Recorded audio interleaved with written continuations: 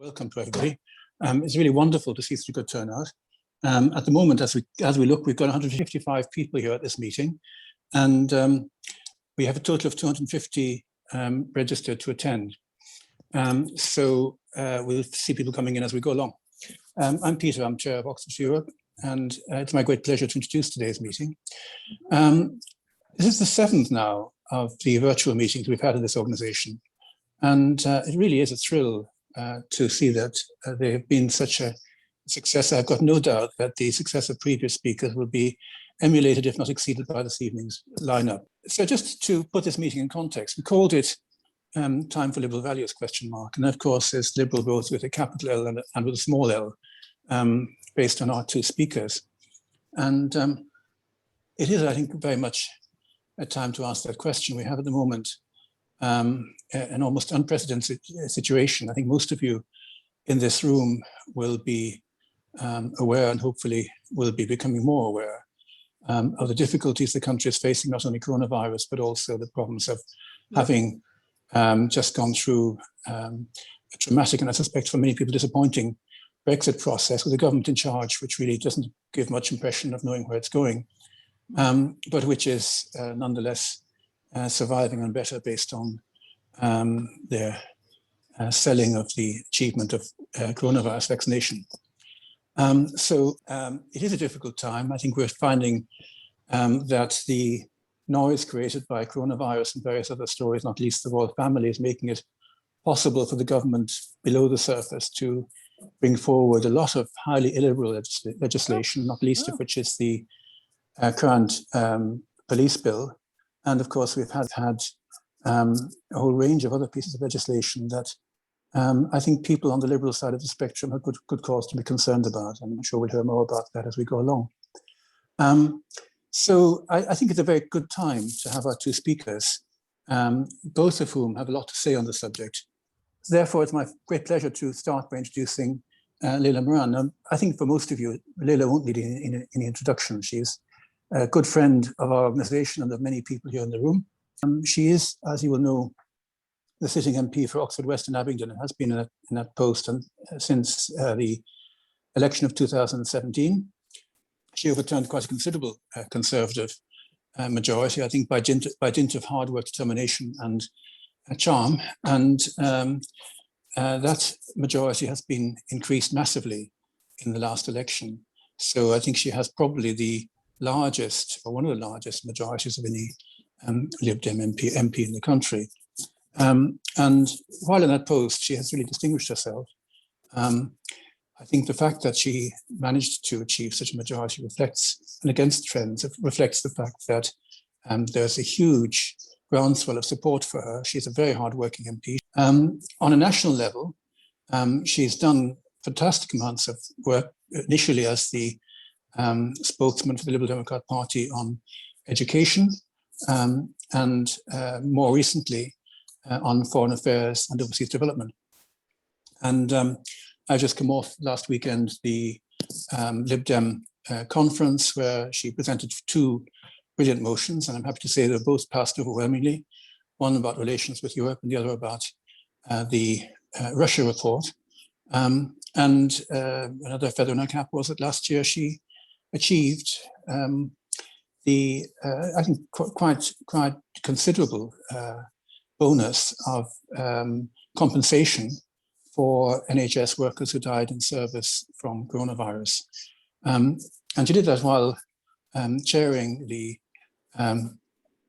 Parliamentary group on coronavirus. I think many of you will have watched the reports of that and been moved, I think, by some of the testimony from a whole variety of witnesses. And I think, again, it's a credit to Layla that she's managed to keep that issue in the public eye, and has been pressing, of course, for an inquiry which hopefully will come sooner rather than later into the government's handling of coronavirus. So just a couple of words about her background. I think many of you will know that Layla is very much a citizen of the world. She grew up as the daughter of a diplomat, EU ambassador to various countries, and therefore was educated partly in Brussels and partly in Jamaica and partly in many other places, and she knows many countries around the world. Her mother is a Palestinian, and there's a long heritage of Palestine and of Middle Eastern values, and indeed Layla has been a strong advocate for the underdog in the Middle East and elsewhere. I think you'll understand from the breadth of her background that she is somebody for whom internationalism and the relationship with the European Union and the care of the underdog have been very much in her blood. And I should add that she's a woman of many parts. One of her many skills is music, and indeed she was a member, I gather, of the Brussels Philharmonic Orchestra in her youth, playing the cello. So I think we have a great deal to look forward to from her. And with that, I will hand over to you, Layla. Thank you so much, Peter. Christ, that was a sort of a walk through my past, and it's lovely to hear from you, and it's lovely to see you. As you rightly point out, there are so many friends in the room and so many faces that I recognize from all sorts of different parts of working life and private life. And it's just, I'm so sad that we aren't in, you know, Oxford Town Hall or wherever we would be normally for this. It's incredible that we've got nearly 180 people now in this Zoom room.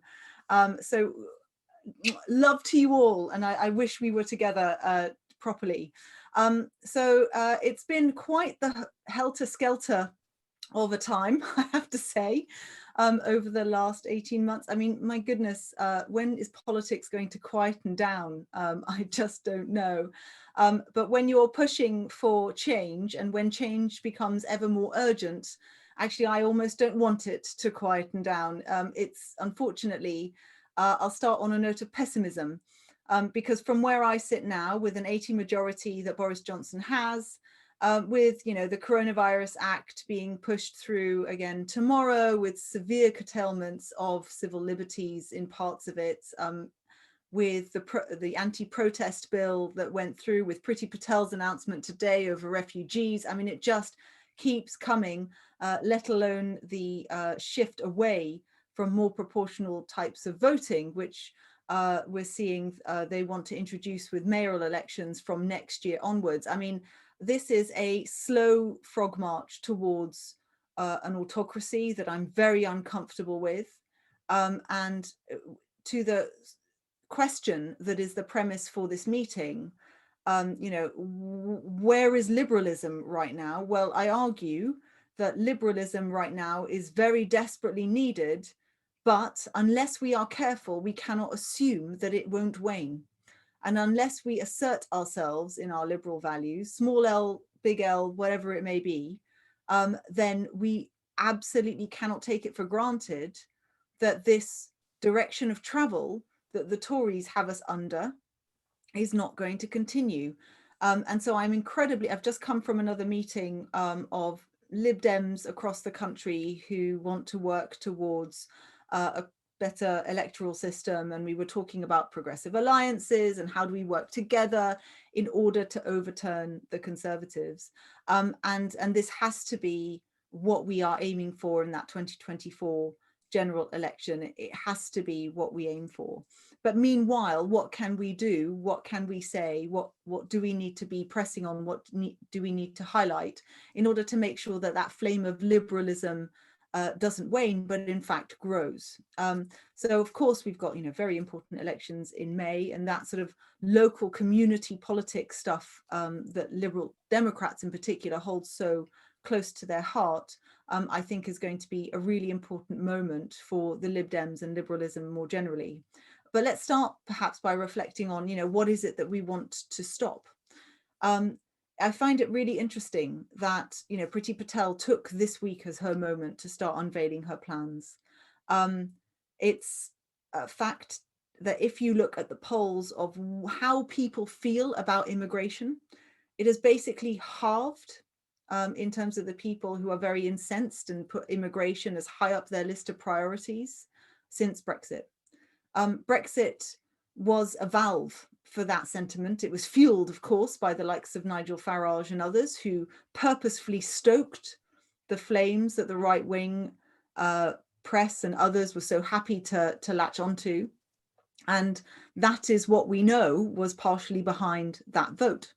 Not for everyone, absolutely. But it was certainly a part of that narrative. And it was part of a wider geopolitical narrative about, we need to be independent as a country. We need to, in order to assert ourselves on the world stage, we need to do it alone. I mean, it's totally counter to the realities of the geopolitical reality of the world right now. We actually have an ascendant China. We've got an ever meddlesome Russia. We are being left behind as a country by not being part of the European Union. And it's fundamental to liberal belief that you get better results in politics, in society, when you work together with others. It's actually that point that marries, everyone jokes that the Lib Dems talk about potholes and bins most of the time. Well, it's the reason we do is because we care about that value of community politics, of working together, of not being tribal, of bringing people around an idea and solving a problem. You just have to scale that up to the world. And that explains why we are multilateralists. It explains why we care about being part of the United Nations and NATO and respecting the international rules-based order. In total diametric opposite political view to the Tories, who are quite happy to ignore it. And, we are yet again in a position where the EU is considering taking the UK to court for breach over the very rules that are in the same withdrawal agreement that they signed. They are completely deluded about how this system works. And it's really important that we stand by it, we make the case for it, and that we don't just assume that by staying quiet that system isn't in and of itself fragile. It is fragile. One of the reasons it's more fragile, of course, is that Trump was there for as long as he was. Thank goodness it wasn't for longer. I see the fact that America is now having seen the errors of its ways, corrected it to an extent, and has brought in Biden and Kamala Harris, and thank goodness for that. But it's going to take time to unpick some of the damage that Trump did. And I'm delighted that Biden has already indicated that they've rejoined the WHO, that they are starting to have a much more positive, liberal sense of international politics than perhaps went before. A really good example is on aid cuts, an issue really close to my heart. And I just think if ever there was something that gets me out of bed in the morning in this job, is what the Tories are doing to UK aid, at the exact same time that we have relinquished some of our prowess and power on the world stage because of Brexit. We should have been leveraging the soft power that and we were a soft power superpower when it came to aid. 0.7% meant that the amount of money we were able to give was going to decrease by about 1.5 billion pounds as it was anyway. But because they've now pursued this, what we think actually is an illegal cut to 0.5% because they announced it in advance. The consequence of that has meant that the amount of money that this country is now going to give to war-torn places of the world like Yemen, the largest humanitarian disaster on the planet, has halved, and at the same time, we are selling more arms to Saudi Arabia. Meanwhile, America is doing literally the opposite. It is increasing the amount of money that it's giving to aid in Yemen, and it has stopped arms sales to Saudi Arabia because of its involvement in the bombing of civilians in Yemen. So it is that kind of dichotomy that we need to realize there is another way that this country could be. I'm actually at this point looking at this Tory government and just holding my head in my hands and wondering what we can do next. What I want to do in this session, and I'll end with simply this, is just make that rallying cry. Please do not assume that liberalism is okay, that it's going to be fine, that it's just going to be a matter of time to turn the tide. As we saw in America, it took organization, it took grit, it took positive vision to overturn what was seen as the inevitable fall in that country towards the right wing. We can do the same in this country, but we can't do it by keeping quiet and, you know, unfortunately sitting in the corner and licking our wounds over Brexit. We have to mobilize, and we have to rally around those bigger values that were always at the heart of why all of us were so opposed to Brexit. There's fundamental values that we all share, and those very values, not just Brexit, but those values themselves, I argue, are under threat, and that's what we now need to focus on. Well, thank you very much, Layla. Once again, an inspiring start to the evening, and I'm sure there are lots of questions coming your way in a moment. It's now my pleasure to move the ground from liberalism with a large L to liberalism with a small l, and our next speaker, Ian Dunt. Now, again, Ian is well known to all of you, I'm sure, and needs very little introduction from me. But he has become a household name in the last few years as somebody who, like Layla, has espoused the cause of liberal values, the cause of maintaining links with the European Union, and we'd be interested to hear more about how he sees it possible to do that and to develop what links there are. Ian is a man of the world. He's been living in many countries, born originally in Guatemala, educated in various parts of the world of this country, and has had a distinguished and diverse career as journalist, editor, and general man about town. And I think many of you will have read his pieces in politics.co.uk, which he's editor at large. And you also know of Romaniacs, or now known apparently as Oh God, What Now? And perhaps Ian will tell us a bit more about that in a moment. Also, he's the author of several books. The most recent one is entitled How to Be a Liberal. That is one I think that comes highly commended. I should add that Ian has many other strings to his bow. In the past, he was editor of the Erotic Review and is also an avid collector, apparently, of vinyl records. I think many of these aspects of his character and his skills will now come to the fore as we listen to what he has to say. Welcome, Ian. Thank you, Peter. Thank you very much. I did, and I spent most of, I was listening intently to what Layla said. All of it was marvelous. I agreed with all of it, but I was also spending a lot of time looking at the books behind her head and seeing George R.R. Martin and Pratchett and lots of, I basically thought I was in good nerd company here. I was like, this is totally the right bookshelf. I thoroughly approve. Right, yes, okay, so where are we? I mean, it seems to me like there's fundamentally two battles that you have in a period where you are very distant from government, where there's a majority of 80. And one of them is a defensive posture, and the other one is an aggressive posture.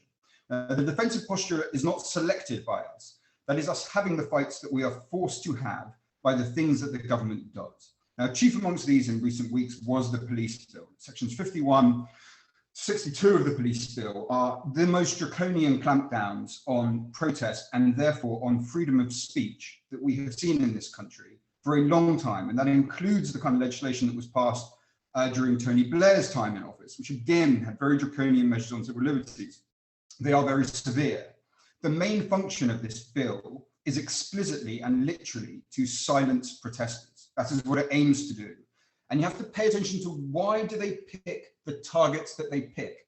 Because protests are the freedom of speech of the unheard, of those who struggle to get a hearing in the media, who struggle to get a hearing in political circles and are forced onto the streets to try and make that point. Now, according to the new legislation, if they disrupt the work of any organization that happens to be near them, no, I beg your pardon, I haven't put that forcefully enough.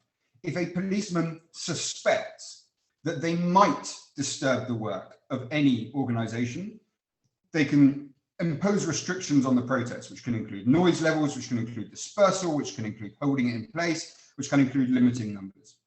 If they suspect that the protest will seriously alarm, that's a quote, seriously alarm a single passerby, they can impose those restrictions on the protest.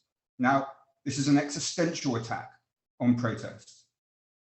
One of the ways to fight it is in itself to protest.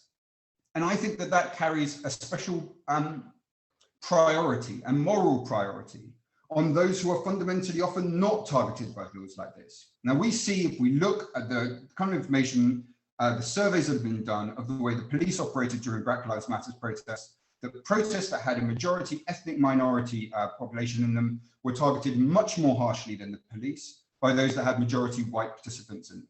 Okay, now that is exactly, I think, the way that this bill will operate. I think that means it's incumbent on those who have quite a lot of privilege, I can include myself in that, with middle class, white, male, heterosexual, to get out there and protest and make some noise about it and show that these provisions will not be allowed to stand in a practical basis any more so than any other.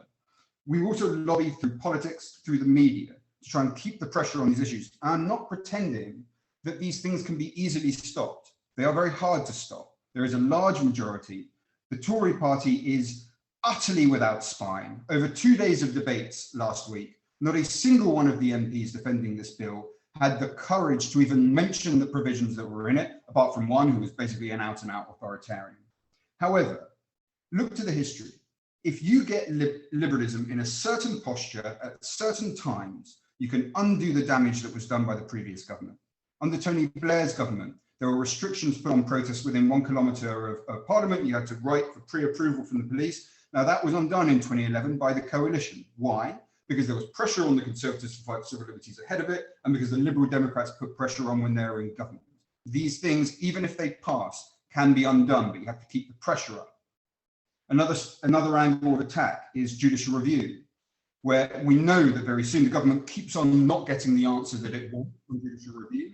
We know that it is going to go for the assault very, very soon. Judicial review is the mechanism by which individuals hold government to account, by which they can test ministerial decision-making in court. These are the provisions that allow us to hold the government in place on a legal basis. Now, in the past, I think Liberals have used litigation almost as a way to sidestep public debate. That was an error. That was the wrong path to take. But that does not mean that litigation isn't useful in its own right. We fight the reforms, but also it leads us to think, why do they keep on attacking these things? Why protest? Why judicial review? Because it works. Because it is the way that you hold governments like this to account. It's the way that you restrain their power. I think we see the same with the media. The attack on the BBC at the moment is daily. It takes place on a daily basis. It is extremely pernicious. Sometimes it's sort of tragicomic, as it was by watching the Director General of the BBC be asked why he hasn't put any British flags on their annual report. But nevertheless, it takes place on a much more serious level by virtue of the way that Downing Street operates and the pressure that MPs put. Now, there are many journalists in the BBC, some of which are liked online by Liberals and some of which are not liked online by Liberals, who are internally fighting against the attack on the BBC that is taking place by government. But it is not enough. Management is not on their side. Management of the BBC at the moment is extremely supine, is giving in to the kind of government demands. And there is a role for people to start putting pressure on BBC management from the other direction and saying, up with this I will not put, supporting the kind of critical coverage of the government that is put out by the BBC and demonstrating the civic need for it. These are the defensive positions that we are forced into. But you can't just fight on the terrain in which you are pushed. You also have to have an aggressive strategy for how you get out of it. And that to me starts with a progressive path.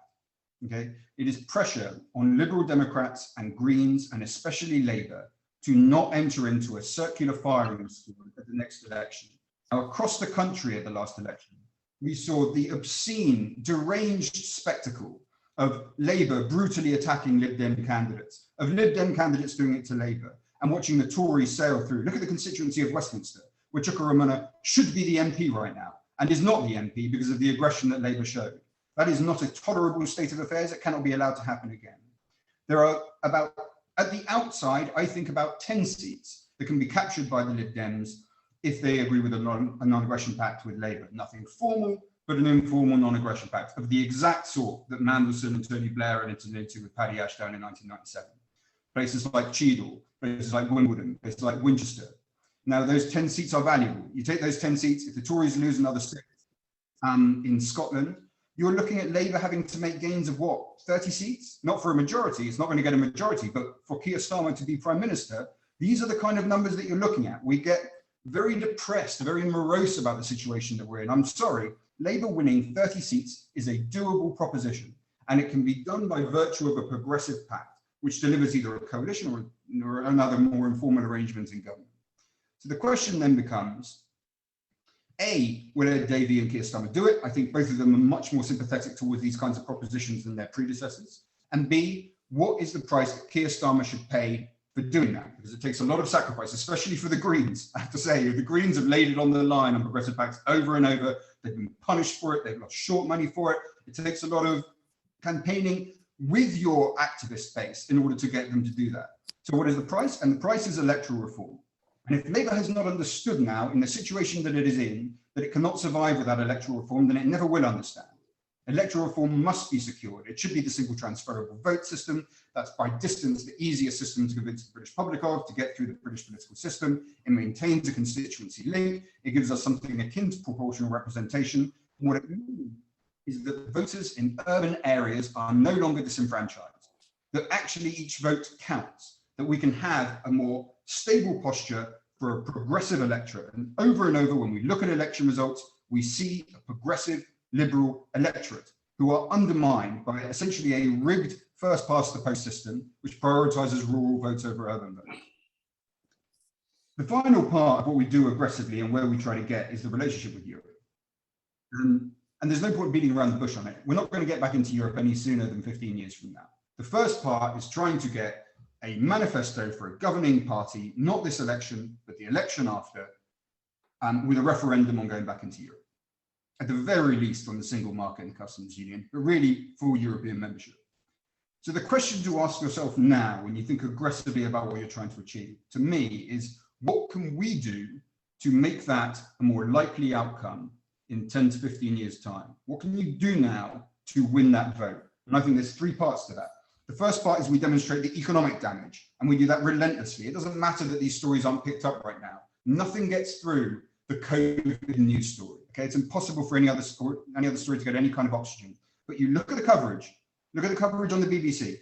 Look at the coverage in otherwise quite sympathetic papers like the Sunday Times, even like the Mail, even like the Express, talking about what's happening to fishermen, what's happening to manufacturing exports. The coverage is there, a slow and steady drip feed of stories which are exclusively negative, where nobody has been able to demonstrate any positive aspect to this project whatsoever. Now it is to sustain that narrative, to keep on showing the evidence, to keep on demonstrating the impact on people's well-being in this country. It's the economic case. The truth is we've always been very good at that. That's not really what's defeated us in the past. I think that relies on the other two parts. The first one is cultural. Like, how can we have a situation in this country? If you ask a person who is typically interested in politics, who reads the newspaper, nothing crazy, but they'll watch Newsnight, they read a newspaper, ask them about American politics. They will know certainly the name of the president, but they will almost certainly be able to name 2 or 3 other politicians, the Nancy Pelosi's, or somebody, or the Ted Cruz's of American politics, prominent politicians. Now ask them that question about France. Ask them that question about Germany. If you're lucky, they'll know the person that runs the country. We have to establish a cultural idea of being European, of being embroiled in Europe, of being part of Europe, as part of our daily conversation. When we talk about localism, when we talk about decentralization, why do we always talk about the US? When we have Germany right on our doorstep, which provides a far more viable and far more effective system of decentralization than that pursued in the US. That is part of the manner in which we talk and the outlets in which we consume our news. The third part is the hardest part. And that's, how do we make it something that we speak from the heart? Now that, if you notice, was something that Vote Leave did very, very effectively indeed. They took fundamentally boring constitutional questions over sovereignty that no one thought anyone was ever going to be interested in, which are essentially about regulatory arrangements on things like lawnmowers, and turned it into take back control. Now, what is take back control for us? What is the emotional story you speak to people's hearts, to their spirit, that is about internationalism, that is about individual freedom, that is about reason, that is about countries working together? That is the long-term project. That takes place in the background, while in the medium term, we fight for what produces and then sustains progressive politics and government. And in the meantime, we fight the defensive posture against the very pernicious things that this government is currently doing. That, to me, is where liberalism is right now. Phew.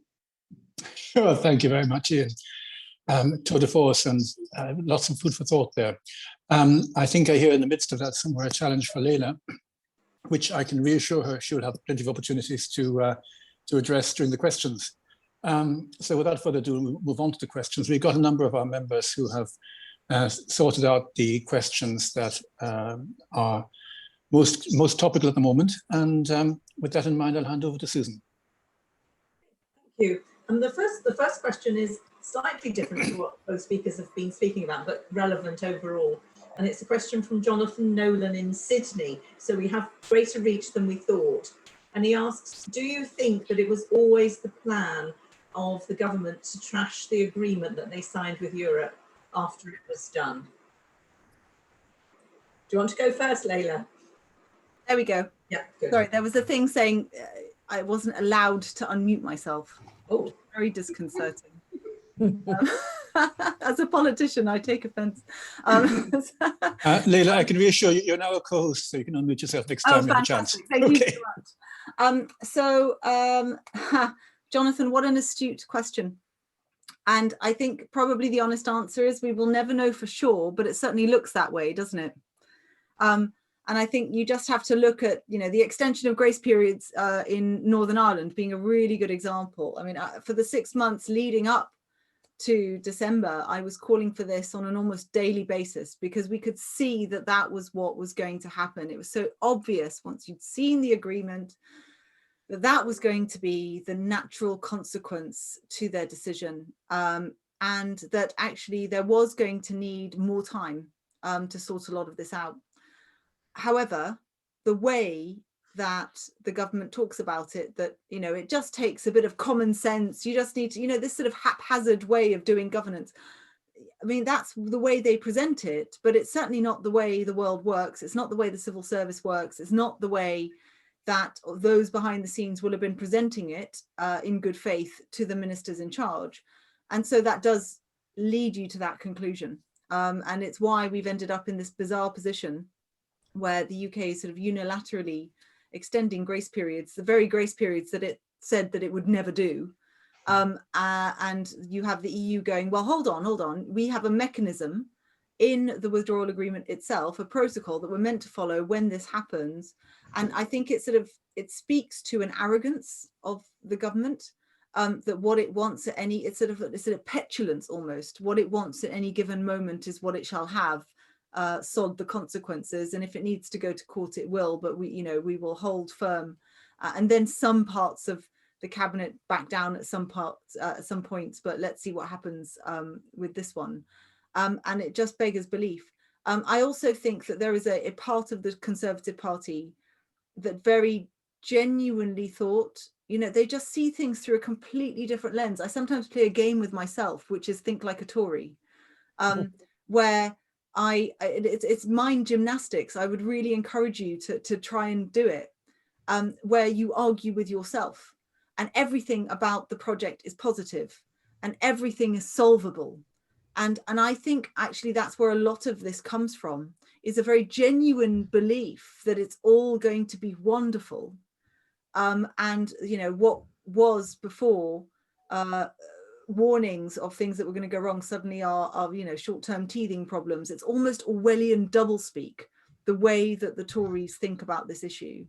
And I unfortunately think that they're now in such a space in their minds that it is totally logical in their own construct of reality. So just because they are there doesn't mean that that is true. The international courts at some point will have to intervene. It will be embarrassing for the government if they decide to pursue that.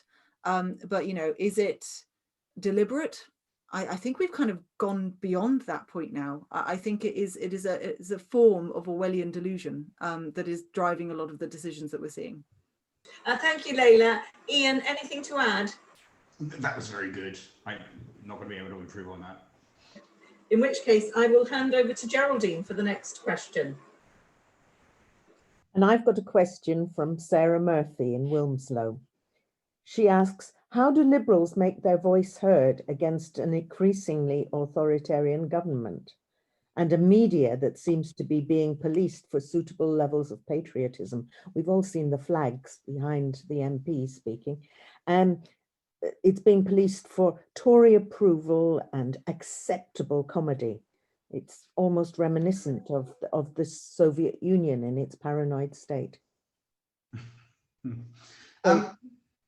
You know, for me, you make your voice heard, first of all, I would suggest by if there are campaigns that you really care about, I'm guessing, knowing Sarah from Twitter a bit, that there are, then those are the campaigns that you choose, that there's an area that you will just focus your fire on. Now that can be the protection of immigrants, it can be electoral reform.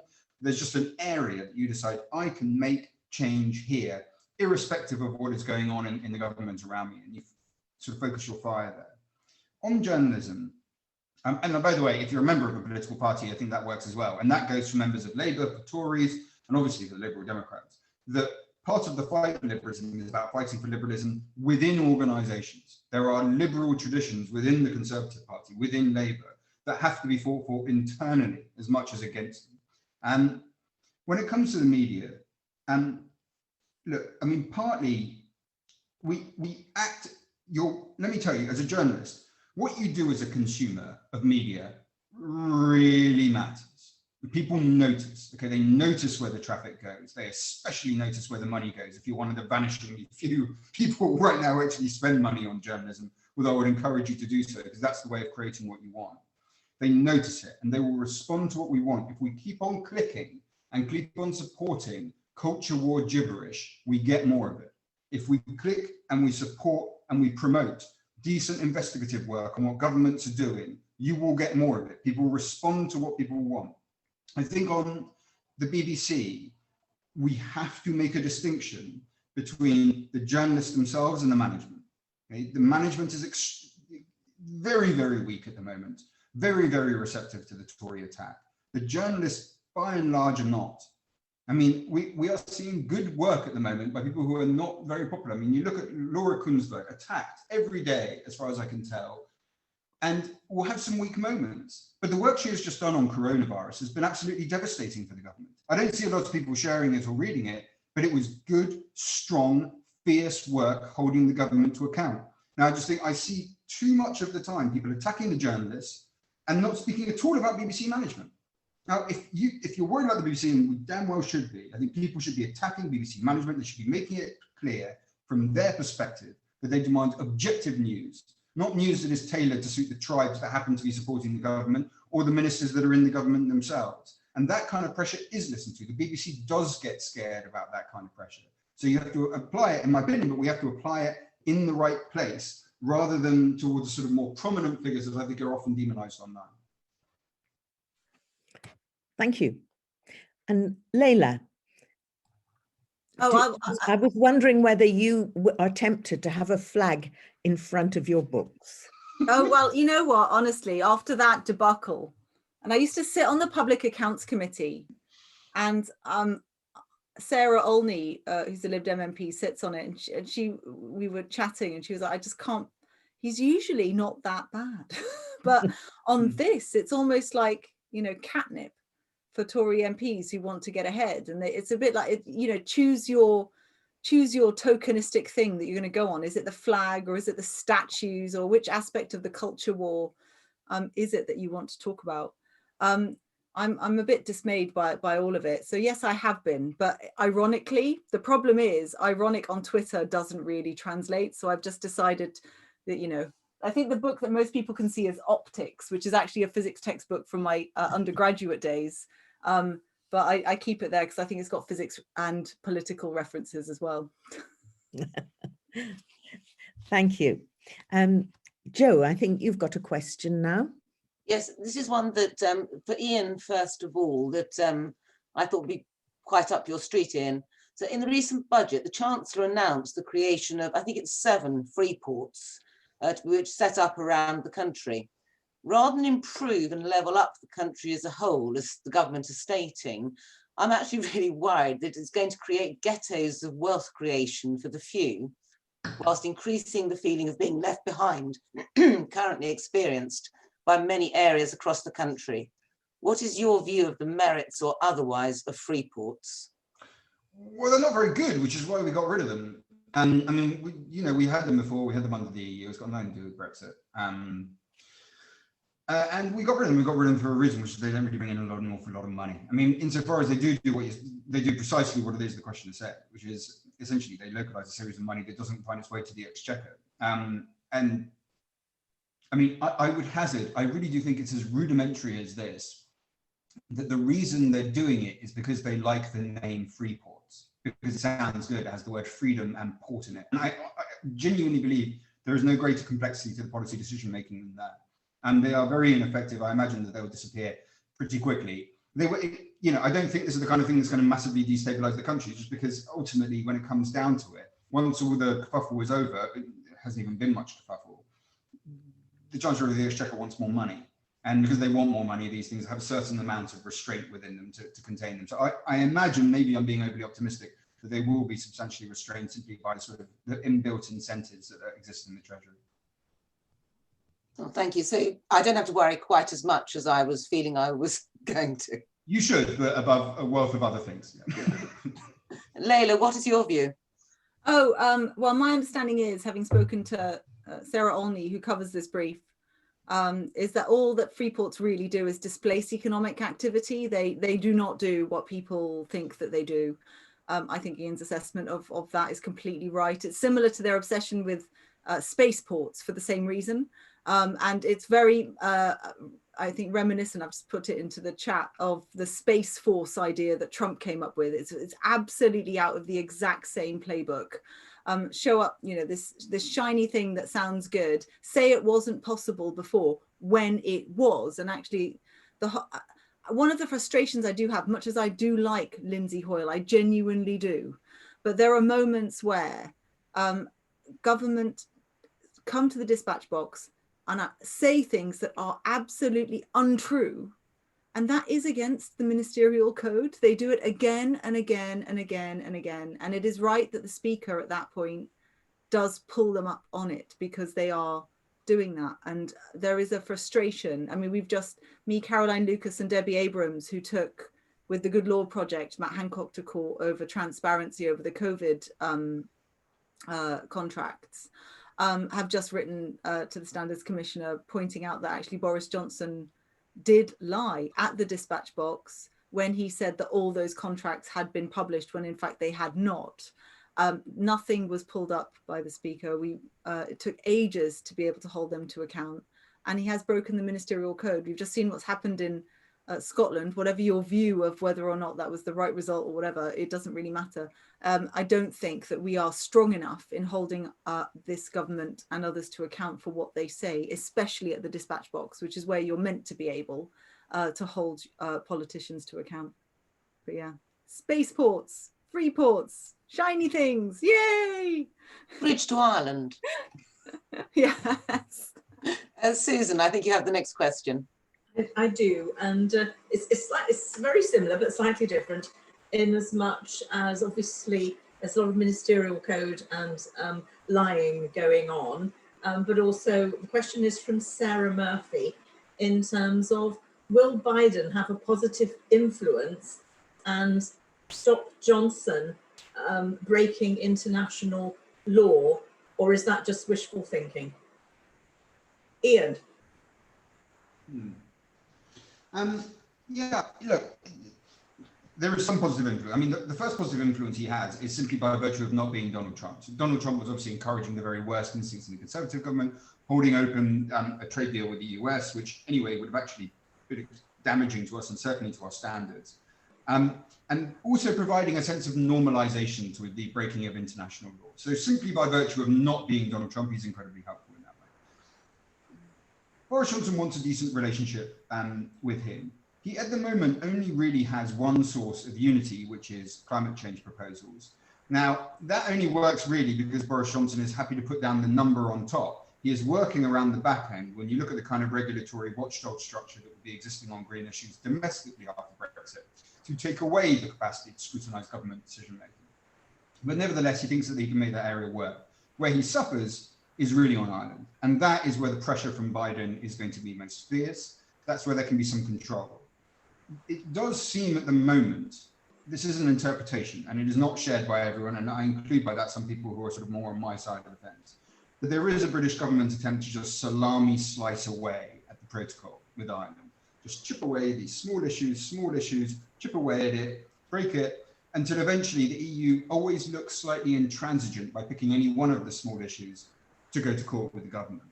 That is quite a dangerous strategy because, of course, at the end of that strategy, if you think it through logically, it ends with the European Union having to put a border on the island of Ireland because it can't maintain the integrity of its customs union and single market around Northern Ireland. So therefore, you have to move it to the island of Ireland. That is the force of all trade logic and basic governance responsibilities. That is what you would have to do. But of course, at that moment, the EU would be castigated as these appalling foreign invaders that have come and shown no respect for Ireland, which in fact the opposite would be true.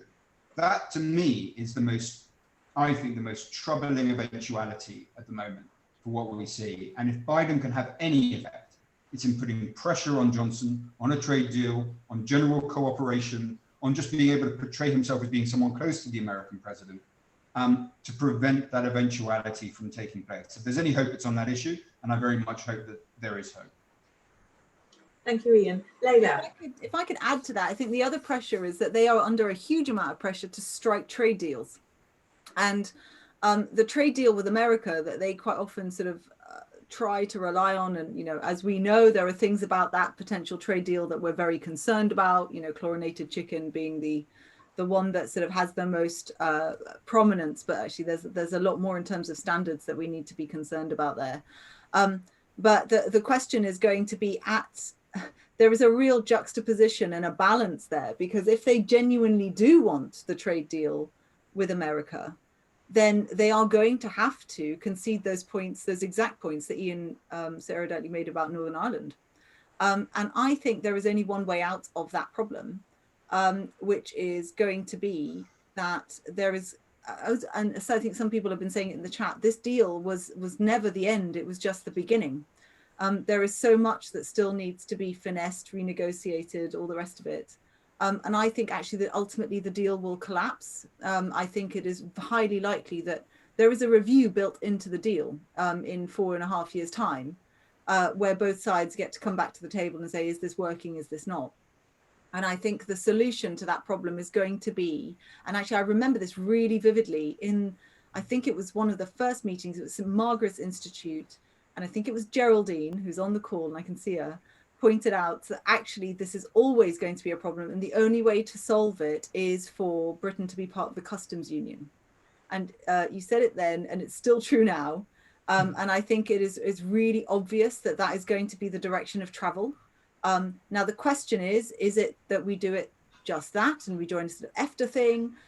Do we go a bit further and also join the single market? Or do we actually accept what many parliamentarians from Norway and others keep warning us about, which is actually that causes its own set of problems about being rule takers and not rule makers, and actually you're much better trying to go in whole hog at that point. I think we cannot predict what British politics will look like at the point where these problems do become insolvable, but from where we are now, it is inconceivable that this is where we stay. I think the future is going to have to be a closer relationship, and that pressure from America to square the circle of both the trade deal and their attachment to their Irish motherlands, many of the Congress people who are very influential in this space, is going to mean that we are going to be pushed in that direction. It'll be really interesting to see where, given what I said about, their sort of strange view of the world that means that all of this is somehow solvable if you just go having a pint with someone, how the Tories respond to this, because Biden does not share that sense of humour, is my understanding. Thank you, Layla. Geraldine. Right, well, we've got, moving on to a slightly different topic. This is from Nella Ashton in Manchester, and she asks, how worried are you about the new law about the right to protest? And do you think it stops us from carrying out the type of protests that we've been doing in 2018 and 2019? I noticed lots of people on Facebook are remembering the marches they went to last year. Do we need to consider stepping those up? And will those new laws prevent us from doing it? So perhaps Layla, you'd like to start? No, I am, of course, worried. Of course, I'm worried. I'm worried on a sort of intellectual level because, this is a sign of bigger issues and directions that I'm worried the government's taking us in, but also I'm in politics fundamentally because when I went into politics, I certainly did not trust or believe in our political system particularly. I remember my very first sort of motto I assigned myself as a politician was "in it to change it." And one of the really important ways that you can change and make your voice heard is through that right to protest. And we just sort of take it for granted that those very basic ideas of sort of freedom of speech and the ability to be able to make your voice heard. I mean, it's so precious. I speak to my mother about this. She's the Palestinian side of my family. And, you know, through her contacts and her background, and she just, you know, it is a precious, precious thing that we created in this country. And yet somehow we elected a government where in its manifesto, we'll remember, you know, it did talk about judicial review. I don't think, from what I can remember, the protest thing was in there, but they are trying to clamp down on the very people who actually have pushed them to do arguably some of the things that they're now going to claim that they're most proud of. It was the protests in the middle of Bond Square that pushed me to go back to the House and call a backbench business debate on climate change, the first in 2.5 years, because our young people decided that through a protest, that was what they wanted to do. That then led to images of an empty chamber while, you know, me and others were there talking about climate change, that led to a furore that then led to the government finally starting to take this more seriously, and Greta Thunberg came over and cross-party working and all the rest of it. It is these protests that quite often get people to do the big thing. And now the government is so proud that it is hosting COP26 and it's going to claim that it's done all this amazing stuff. I argue they would be nowhere near as close as they are to making a real difference in that area if it was not for the protests of those young people. I think the biggest thing that I worry about is the bit of the clause, because I think we will be allowed. I mean, genuinely, I do, and I don't think it would stop that. I do think we'll be able to protest. Just has to be the right type of protest, and one that doesn't annoy MPs too much. And Steve Bray, who will be a familiar person to many people here, who is the chap outside Parliament with the EU hat, who's ever present, he won't be allowed to do what he's doing. Or in fact, no, the culmination of those votes right outside Parliament, where MPs were inside, and I remember this. In fact, it was a week off 2 years ago that we had the enormous vote leave protests, celebrations, and then this counter protests that were outside Parliament that meant I remember sitting on the terrace and in Parliament worried for my safety because there were protests outside from the other side, and that was the moment where people like Anna Soubry and others were being, you know, escorted with police to and from Parliament because those protests were so vociferous. Do you know what? I know I was scared of them, and I was very genuinely scared, and a lot of female MPs in particular were really scared when that day happened, but that's their right. And whenever you hear the noise coming from the outside, and you can hear it from wherever you are in the building, you remember why you're there as an MP, you remember you're accountable to the people, and it makes you sit up and take notice. And I think it's a really sad thing that part is the bit that's going to go, because actually the protests outside Parliament, I think, can be some of the most powerful things that anyone in this country can do. Thank you. And that was a very powerful answer too. Ian, what do you want to say about this? I think it must be obvious that I am worried about it. And look, all protests fall under the scope of this bill. I mean, by definition, it is a protest that makes noise. Anything that makes noise that could alarm someone allows the police the discretion to do it. And it is exactly correct. Right? They will not ban all protests. But what we are doing is allowing the police to put restrictions on any protest they like. Now, I don't need to be like a very radical modern liberal to be opposed to that. I can go back to John Locke. I mean, this is classic Lockean theory. The police do not get to authorize your protest. You do not protest by virtue of their tolerance. They exist by virtue of the individual's tolerance for the state. The individual takes precedence over the state, not the other way around. It is an absolutely intolerable piece of law on basic principles of liberal philosophy. It also will have an extremely pernicious effect, and I'm repeating the point that I made earlier, but I can't stress how important it is, on people who are not white, on people who are not middle class, on people who are predominantly not men. Okay, these are the groups that will be targeted. Of course, the big Remain marches, and we were very polite and we were very good-natured, and I loved every single one of those things, but they were really quite middle class, and they're not going to close them down, even though, of course, they fit under the bill. How many organizations were disrupted in their work? How many possible passers-by would have been substantially alarmed, seriously alarmed by them? Of course, they would fit under the provisions of the bill, but it won't be targeted. It will be targeted towards the most marginalized people. And that's why, if this bill passes in its current form, it might get slightly watered down, but I don't really see what can be done to stop it. It'll be incumbent on those who have more privilege to stand up and make noise and hold those protests and prevent this from being something that the police can do by repeatedly pushing against what the bill allows. It is intolerable on a philosophical basis, it is intolerable on a practical basis, and it is intolerable on the basis of the moral urgency of inequality. So on that basis, it is one of the most dangerous pieces of government legislation I've seen for a very, very long time indeed. So yeah, you can take it from that I am concerned about it. Thank you. I think we all are. Joe, you've got a question. Yeah, this is a question from Mike Cashman, probably to Layla first of all.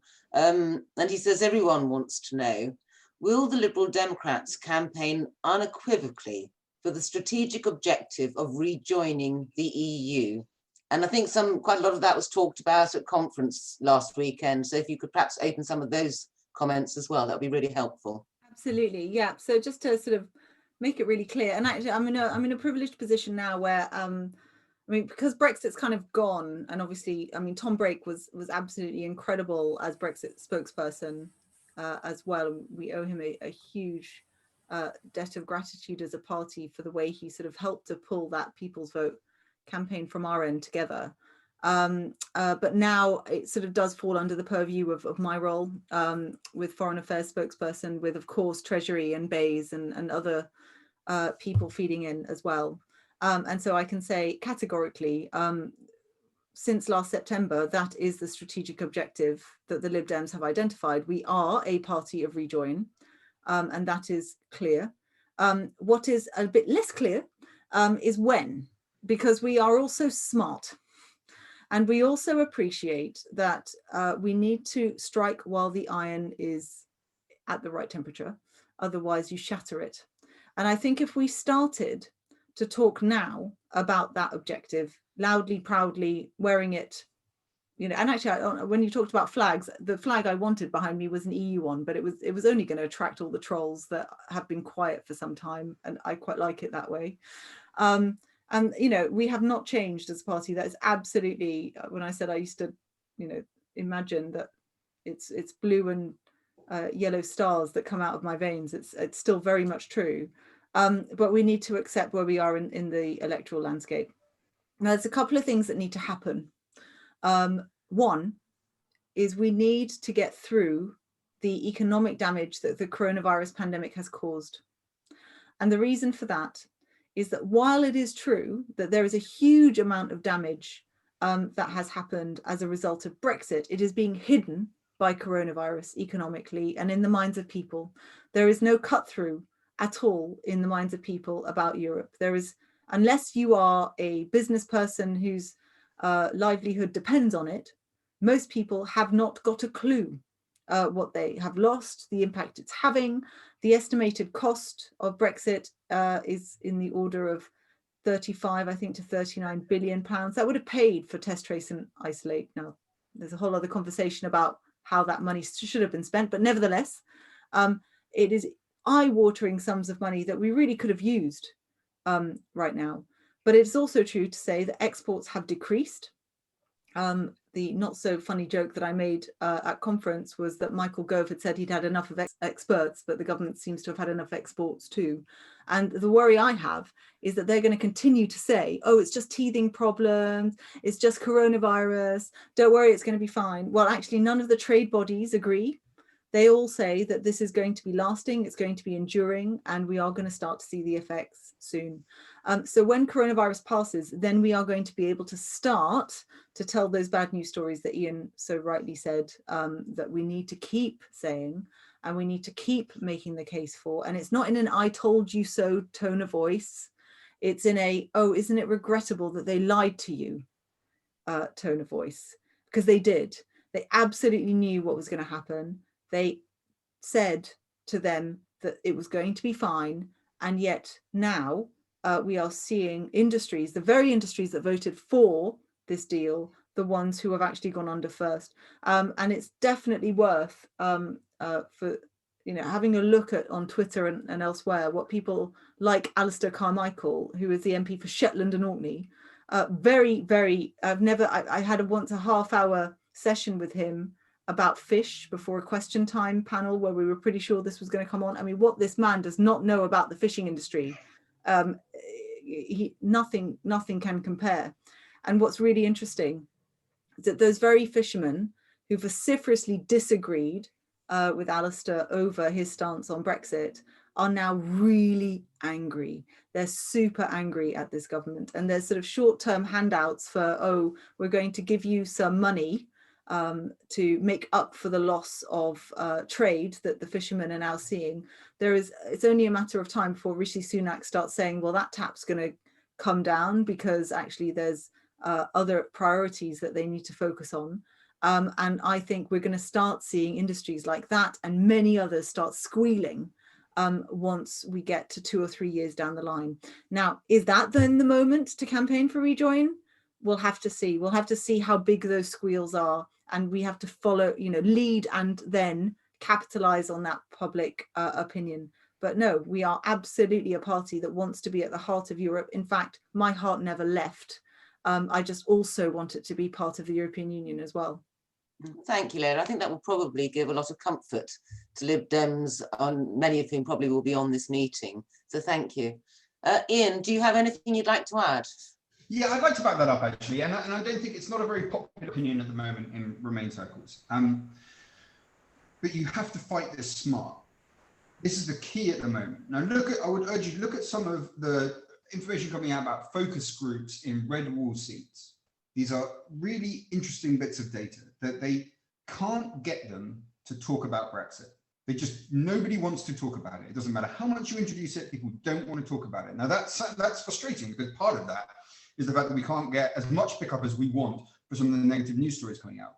But look at it in another, if you tilt your head slightly, there is something extremely positive about that. The Tories, as soon as Labour picked their candidate for the upcoming by-election, what was the first Tory attack? He was a Remainer. They're still on that old culture war show. Now, we're about to get a test of that in this upcoming by-election. But the stuff you see from focus groups suggests that's not going to work anymore. That culture war wedge got taken away. There is a significant advantage to us by letting that die. Why? Because the argument for going back into Europe, that I do not think starts at the next election, it will start after that, is about this is the challenge to the status quo. What have you gained being out of Europe? What is one positive thing that one person would have benefited from Europe? At the moment, no one can provide anything. In 5 years' time, they won't be able to provide anything. It is the status quo now. And the status quo can be damaged by those suggesting a change that will increase the well-being and the material life of the people in this country. And that is a slow process, but it doesn't mean that there's nothing to do now. It means you make the rejoin argument in, I think, the earliest 10 years' time, the election after this one. For the time being, the battle is about what can we do to make it better for the people who are suffering as a result of Brexit. Now, every one of those answers is about moving closer to Europe, in financial services, in manufacturing, in agriculture, on patents, on data. Over and over, it's the same answer. You move closer. Now that, to me, for the next 5 years at least, is the debate. What can we do to make this better? We move closer. We set our stall. We do the hard background work of dealing with now, but also putting ourselves in the ideal position for when we do the battle that we really want to fight. But on that, we get the advantage of the fact the issue is dead. We get the advantage of the fact that everyone isn't rock solid into these two opposing camps. There is, I think, a significant opportunity for us here if we have the patience and the smarts to conduct it according to a realistic timetable. Thank you, and I think that sort of also gives comfort to people, know that there is something that we can be doing now, because I think that's incredibly important. Thank you. Susan, you have the next question. The next question is from Ruby Ziegler, and it's concentrating a little bit on Labour's attitude, and he's asking, do you think that Labour's red wall strategic choices in recent months, for example, to speak very little about immigration and asylum and opposing Patel's policies on practical and operational basis rather than substantive grounds, and being relatively unsympathetic to Black Lives Matter, are only strategic, or do you believe that they undermine the chances of having a liberal consensus? Who'd like to go first? Ian? Sure. I do think they're strategic.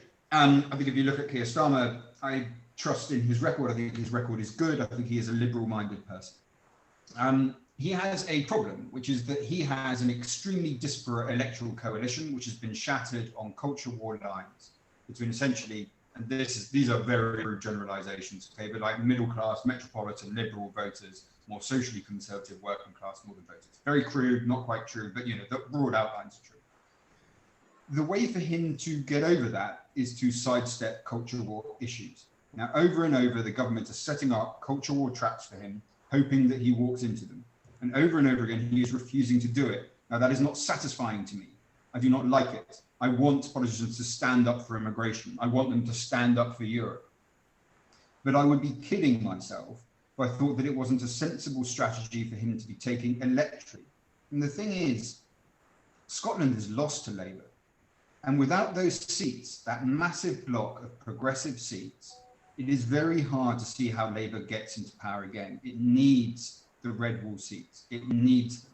It needs to be able to come up with something, with a proposition that respects all parts of its electoral coalition. Now, at the moment, it is probably overcompensated to one direction, but not exclusively so.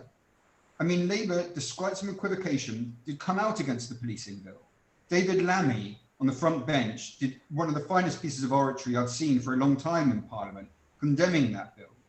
And you have very impressive people on the front bench. I think the Shadow Chancellor, Annalise Dodds, when you read, it's not public facing, but when you read the work she's doing economically, it's good, decent, social democracy, left-wing, progressive, smart economics. There is stuff to hope for there. Now, I would suggest restraint and criticism, but also vigilance against Starmer, so that he isn't going completely off the reservation into outright social conservatism. But I think we have to have some appreciation of the difficulties in which he finds himself. And then let me link back to that thing I said about a progressive pact. If he holds those seats, if he can make just 30 more gains, and you have that deal with the Lib Dems, you have a deal with the Greens, you have the SNP keeping Scotland and pushing out those Tory votes, we are possibly looking at unseating the Tories in the next election, which is usually something that you cannot do when there is a majority that is this large. I think none of it is all very frustrating to me, but I think it is the right strategy. I do think it is a sensible strategy. Thank you, Ian. Layla, do you have anything you'd like to add? Well, just that, I mean, I share the frustration, don't get me wrong. But actually, I also encourage people to think forwards. And much as there are aspects to what Labour has done at various stages that, you know, do give me pause. I mean, not least, you know, not voting against the Brexit deal, but I can understand from their perspective why they kind of wanted to do that. Tomorrow, we've got the Coronavirus Act. Our view is that there is actually a lot in the Act that needs to be just completely rewritten. I have been working with, you know, Dawn Butler and Clive Lewis and other parts of the Labour Party with Liberty. And there's a new bill that we've suggested, but actually Labour are not going to vote against the Act, which would then force a 28-day period where you'd have to bring forward a new Act. So it wouldn't be a case that everything was lost, as Matt Hancock suggests, but they're going to abstain. And you know, it's things like that I'm like, oh, come on, you know, I want you to be more on the side that actually I believe a lot of the MPs are. But yeah, I think Ian's really outlined the issues that they face, and we do need to be mindful of that. The reason why I don't go all out on Twitter about my frustrations with Labour is that they are not the enemy. They may not be, you know, what I want, but that's why I'm a Lib Dem. But you can't let that stop you from actually trying to forge alliances. And if we end up attacking each other on Twitter, everywhere else, then you undermine what we actually do need to do at the next election. Now, there's a really important thing, and you know, Ian, you talk about a progressive pact. I think we need to be really upfront about what I think is achievable in that. Unite to Remain, which was the kernels of such a thing in the 2019 general election, didn't work. It helped in a few places that actually there were other reasons why those seats swung a bit more than others. But fundamentally, it didn't work for a couple of reasons. One, it wasn't based on anything of substance other than we need to do this to win, and it needs to be deeper than that. But also, especially for the Lib Dems, but I absolutely know the Greens operate this way as well, we are grassroots organisations. The bottom-up nature of our party is really important to us.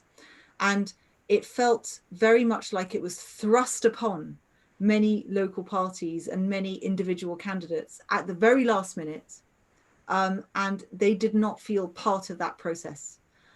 If we're going to include Labour in that, that just makes it all the more difficult, because literally in their constitution, if you start actively campaigning for another party, then you're meant to lose your membership. Now, in reality, and I would not be surprised if there are members on this call who did this too, we know that in Oxford West and Abingdon at the last election and the one before that, there were Labour Party members delivering leaflets literally in the dead of night. They were putting up posters that either said, you know, Labour for Layla, which was sort of the way out of, it wasn't another party, it was an individual candidate, or putting it up and saying, well, I can't say it's me doing this, but my son can, and he's not a Labour Party member, so I'm not going to be expelled. Like, we have to understand that there are internal pressures in all of these parties that are all going to come at play. And I think the way that actually any kind of pact is going to manifest is going to be a keep your tanks off my lawn. That is how it's going to look like. So I do not expect that we're going to see a standing down of the Labour candidate in places like Winchester, which is probably my closest winnable seat for the Lib Dems. But I remember in the last week where we felt actually Oxford West and Abingdon was doing pretty well, I went on a tour of seats like that, there in Cheltenham in particular, and I went and helped. And they were so close. You could see on, literally, I was like, Lib Dem, Tory, Lib Dem, Tory, Lib Dem, Tory. It was like that on the doors. And you think to yourself, oh my God, if only, you know, all those Labour voters would just come over. The thing is, in seats like that, I'm not totally sure that stepping down the Labour candidate in seats like that is the easiest, is the best thing to do. Because the other dynamic that you always need to bear in mind is if we get seats that close, the Tories that we need to win over, and I know this is hard to believe in, you know, circles like this, but they would prefer sometimes a Tory than the possibility of letting in Labour governments. And this is the bit that actually we need to understand Tory voters from that perspective. If you are too upfront about a pact, if we start, you know, merging all the colours and having literally a rainbow coalition, much as I think that would be fabulous, and ideally it would be linked to a unicorn symbol. But nevertheless, if we start doing that, we start to put off the exact voters that we need to get us over the line in those seats. So I think we need to be actually more sophisticated. I think we need to be a much more grassroots, behind the scenes. And I can assure you that those talks are already happening, not just at a national level, but also at a local level in those very seats that we need to start winning. So I just want to reassure. And by the way, the model that I'm encouraging those seats to adopt is what we did here, is what we did in Oxford West and Abingdon. And there will be a lot of members of this group who understand what I mean. And it is those, you know, compass-driven, progressive alliance, third-party groups that go out campaigning, are delivering the leaflets, are putting up those posters, are sending that super clear signal that to beat the Tory here, you need to vote for whichever that candidate is. It was so powerful. And Peter alluded to it earlier, it was not my charm. It was your hard work. It was your hard work that helped us overturn that 10,000 majority, and then we did it again. And it's not magic, as much as I love this part of the country, and I genuinely believe there is magic in the Oxfordshire Hills. And totally encapsulated by Tolkien and others, but nevertheless, it is something that can be replicated elsewhere in the country, and that's the model we need to go after. We did it, and the Labour Party candidate didn't have to stand down to do it. So let's bear in mind, we've seen it done, we know how it's done, go spread the word, because we need other parts of the country to believe that it is possible. And we did it here, and they can do it there. Thank you, Layla. So this is a relatively straightforward question. What are your thoughts about the much vaunted festival of Brexit in 2022? Which actually, if you take the letters of it, it's really rather excellent. Will it bring the country together, as they are saying, or will it actually increase the polarisation and hurt the Remainers quite heavily, because we're not going to enjoy it? Layla, what's your view? No! Can we give the money to the NHS instead, please? That's all there is to say, I think. It sounds horrendous. So, Ian, will you be partaking? No, I won't be. But they've done their best to cover their asses on this thing.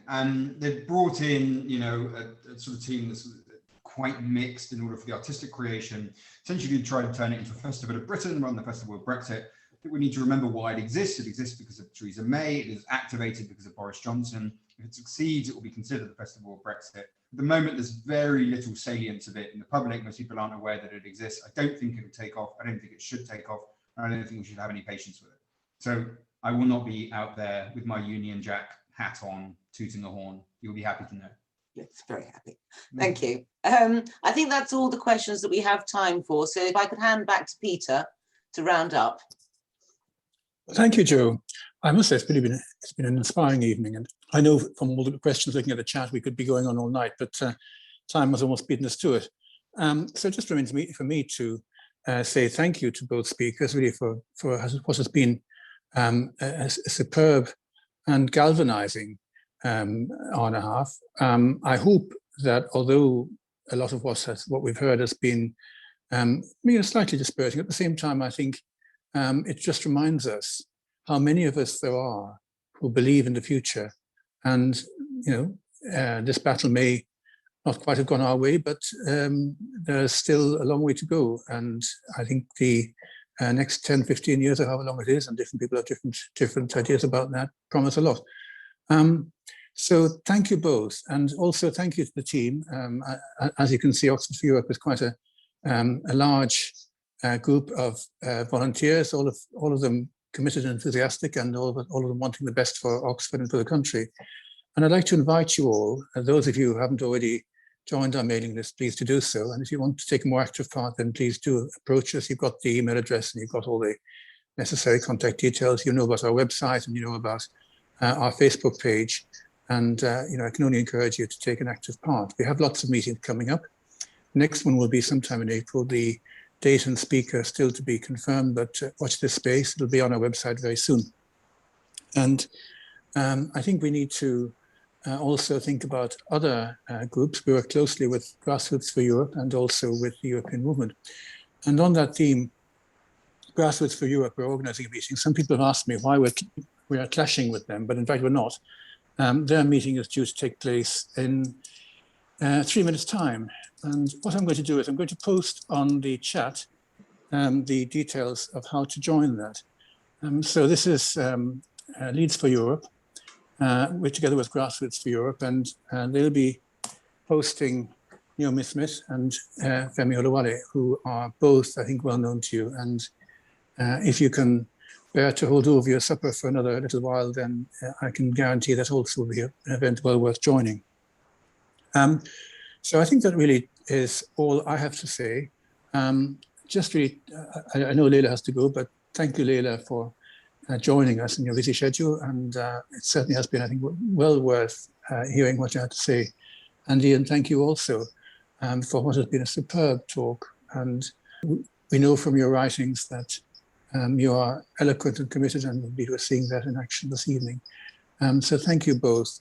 So you can now, if you want to, unmute yourselves and show your appreciation for our speakers in the usual way.